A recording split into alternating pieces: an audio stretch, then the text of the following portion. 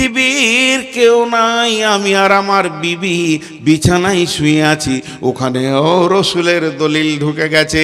বিবিকে কেমন করে ব্যবহার করবে, স্বামীর কাছে তুমি কিভাবে যাবে, তারপরে গোসল কেমন ভাবে হবে, হালাল কিভাবে হবে, পাক কিভাবে হবে। আল্লাহ তাবারাক ওয়া তাআলা বলছেন, এর জন্যই তোদের কাছে আমি বাইয়েনা পাঠিয়ে দিয়েছি রে। আমার কোরআনের নাম হলো বাইয়েনা। এই দলিলকে ফলো করে করে করে করে তোদেরকে চলতে হবে।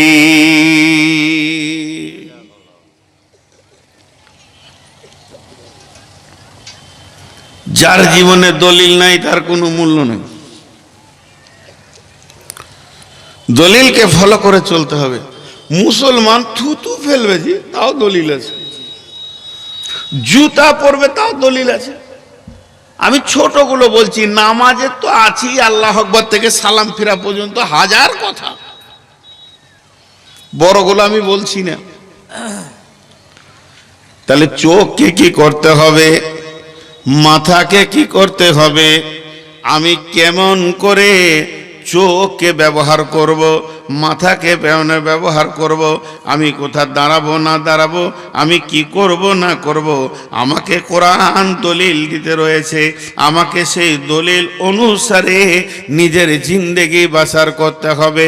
কোরআন বলছে, বিসমিল্লাহির রহমানির রহিম, ওয়ালা তাকরাবুল ফাওয়াহিশা মা জাহারা মিনহা ওয়া মা বাতান, ওয়ালা তাকরাবুল ফাওয়াহিশা মা জাহারা মিনহা ওয়া মা বাতান।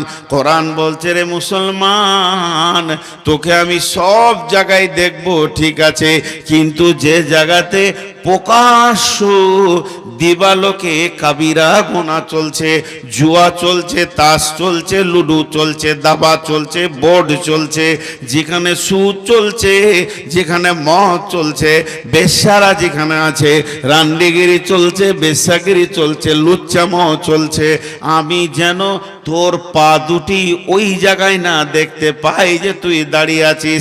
আল্লাহ বলেনি যে জুয়া খেলবি না, আল্লাহ বলছে না যে তাস খেলবি না, লুডো খেলবি না, দাবা খেলবি না, বরং বলছেন ওই জিনিসগুলো যে সীমানাতে হচ্ছে, যেখানে প্রকাশ্যে শিরকের কাজ চলছে, হে আমার গোলাম, আমি তোদেরকে ওই জায়গায় দেখতে চাইছি না। ওয়ালা তাকরাবুল ফাওয়াহিশা মা জাহারা মিনহা ওয়া মা বাতান, তোর পা ওখানে কোনোদিন যাবে না যেখানে গোপনে কিংবা প্রকাশ্য আল্লাহর কাবিরা নাফরমানি চলছে, কাবিরা গুনাতে মানুষ মেতে আছে। কিসের দলিল নেবেন, কিসের দলিল নেবেন?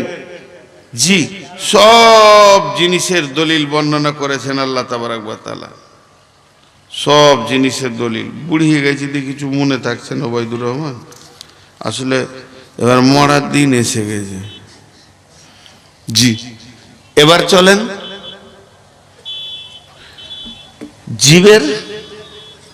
জীবটা কি করব। আল্লাহু আকবার, এইদিকে যেন হারাম না ঢুকে। প্রথম কথা, হারাম না ঢুকে। আল্লাহ কসম খেয়েছে এটাতে, অন্যগুলোতে তো কসম খায়নি। দেখেন সেই দিনে কসমগুলো খেলাম। বিসমিল্লাহির রহমানির রহিম,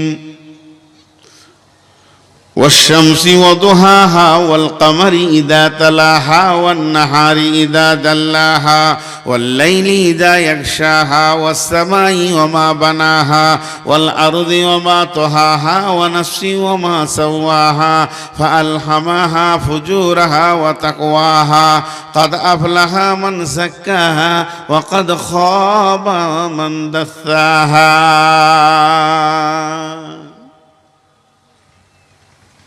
জি, আপনাদের মাদ্রাসার শিক্ষক আমাকে বলছে একটা মিষ্টি খেলেন, আমি ওকে বললাম খাবো না।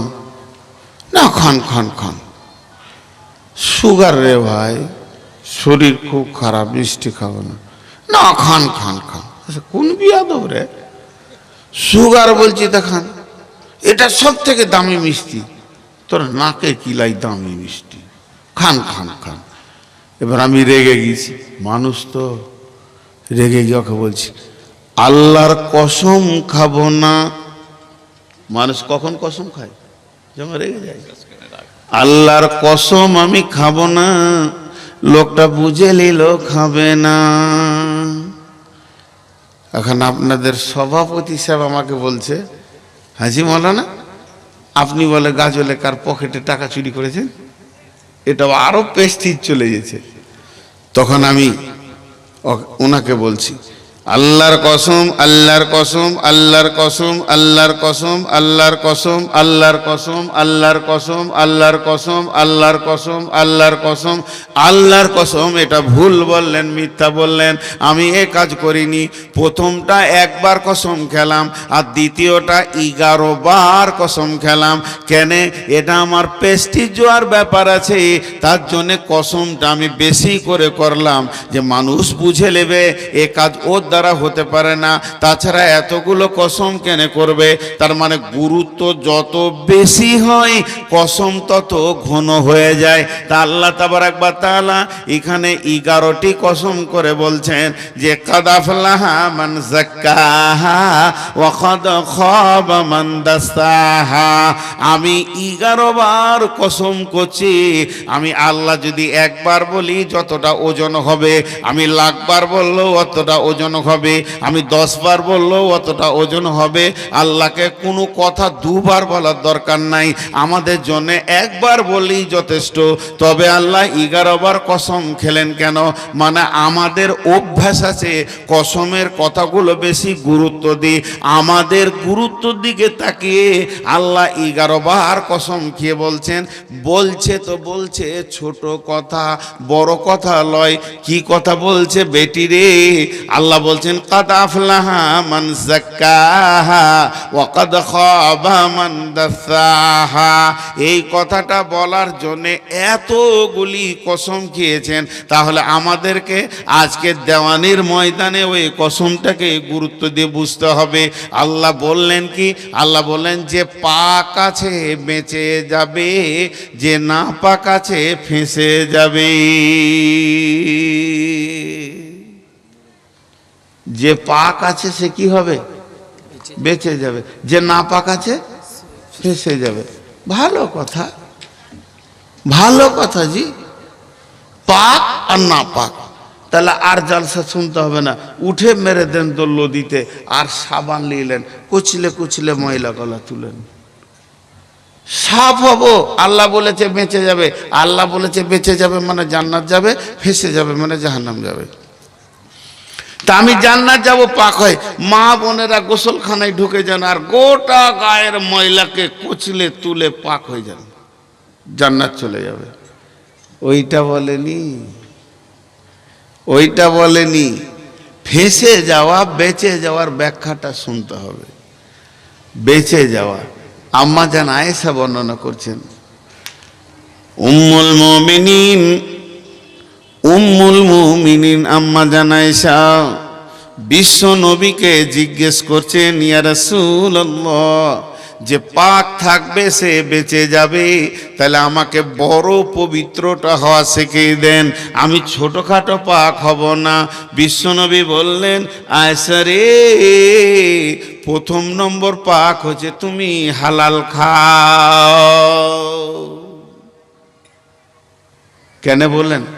আমার গায়ে এই জামাতে যদি কুকুরের পেশাব লেগে যায়, শুকরের পায়খানা বাইদি বাই লেগে যায়, আমার গায়ে যদি নোংরা জিনিস লেগে যায়, এখনই সাবান দিয়ে ধুয়ে দিব, পাক হয়ে যাবে।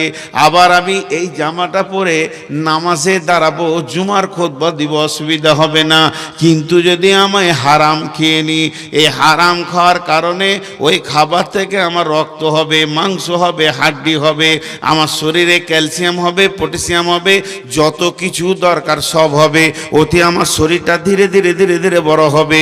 কিন্তু এটাকে 7টা সমুদ্রের পানিতে যদি ডুবানো হয়, এই নাপাকটা ছাড়বে না, এই ময়লাটা ছাড়বে না, সাবান দিয়েও ছাড়ানো যাবে না।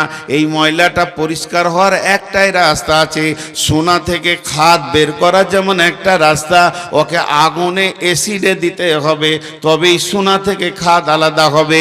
আর ওই লোকটা যে হারামখোর, গুল গোরাকুর জর্দা বিড়ি খৈনি তামাক মদ জুয়ো তাস লুডু দাবা সুদ মদ জুয়ারি, পৃথিবীর যত হারাম আছে, যে হলাদ দিয়ে ভরে দিয়েছে, ওর শরীরে মাংসগুলো নষ্ট হয়ে গেছে, হাড় হাড্ডি নষ্ট হয়ে গেছে। তাহলে এই সোনা থেকে খাদ বের করার রাস্তাটা কি? 7 সমুদ্র পানি পারবে না, গোটা দুনিয়ার পানি পারবে না, গোটা দুনিয়ার সাবান দিলেও ধোয়া যাবে না। ওর একটাই রাস্তা আছে, জাহান্নামের আগুন, আগুনে দিলে তবেই খাদটা পুড়ে শেষ হবে। অতএব তুমি যদি পাক হতে যাও, সমস্ত হারাম থেকে বাঁচো। আর যে না পাক থাকবে ফেঁসে যাবে। ফেঁসে যাওয়ার মানে কি? এখন যদি একটা ডাম্পার ফেঁসে যায় রাস্তার গায়ে, তা একটা ট্রাক এসে তুলে নেবে, আর একটা ডাম্পার ওকে টোচেন করে টেনে তুলে দেবে, কিংবা জিসিবি দিয়ে আর কিছু দিয়ে ক্রেন দিয়ে তুলে নেবে। আমার গাড়িটা যদি রাস্তায় ফেঁসে যায়, ছেলেরা বলবে চল চল মৌলানার গাড়িটাকে ঠেলে তুলে দিই, রাস্তায় তুলে দিবে। একজন বিপদে পড়লে আর 5 জনের সাহায্যের হাত যাবে। কিন্তু যেদিন আপনি আমি ফেঁসে যাব, এমন একটা দিন, একটা নেকির জন্য ফেঁসে গেলে লা তামলিকু নাফসুন লিনাফসিন শাইআ, সেদিন কোনো আত্মা কারো উপকার করবে না। এমন একটা দিন হবে রে, ওই দিন যে ফাঁসবে সেই মরবে, ওকে তুলে উদ্ধার করার কেউ থাকবে না। তাই আল্লাহ বলছেন জবানকে তুমি সামালো, একদিকে হারাম খাওয়া থেকে বাঁচো, আর একদিকে মা ইয়ালফিযু মিন কাউলিন ইল্লা লাদাইহি রাকিবুন আতীদ। জবান দিয়ে তুমি নোংরা কথা বলে, খারাপ কথা বলে জবানকে ভারী করো না।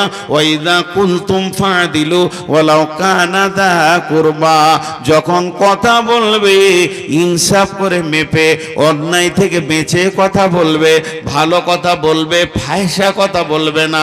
তাহলে তোমার জবানের দলিল পাওয়া গেল।